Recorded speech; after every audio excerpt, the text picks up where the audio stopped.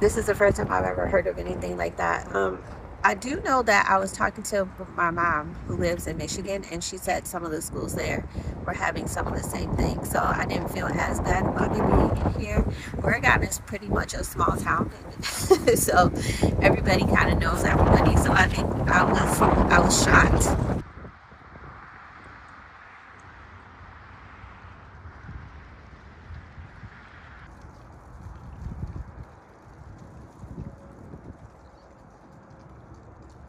So I think it's just a part of going to school, right?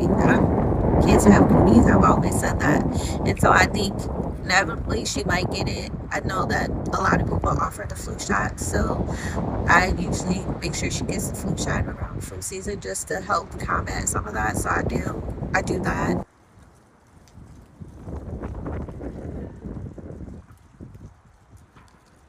It's not so much that I'm worried, but I know that it's hard, like especially for single parents when the school closes. So I think I'm more concerned about that than the virus itself. Is like the impact that it has on families.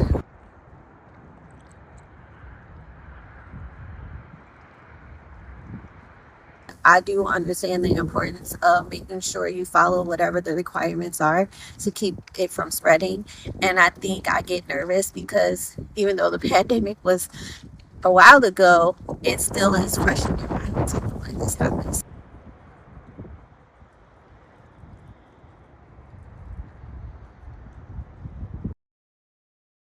Towards the end of last week, we're really getting a lot of symptoms and sick kids. And then I said, well, this week is going to be a real doozy. And then Monday morning, we had about an hour where the phone was just ringing off the wall and parents calling kids in sick. And I walked in and out of the elementary rooms, and they were all coughing and sniffling. And I thought, man, we got to do something. We're a small school district, maybe 300 kids total, K-12, and I think we had 50 of them by 9 o'clock. 50 of them were gone, and then they were dropping like flies throughout the day. So uh, there's no need to fight all that. The symptoms were just all over the board. It wasn't. It was everywhere from bronchitis to RSV to actual flu. So it was all over the place. Maybe one time, one day outside of COVID, but maybe one time, one day we had a really, really bad outbreak of flu, and it was leading into a 3-day weekend. So we called it a day early so we could deep clean the buildings, but nothing really like this.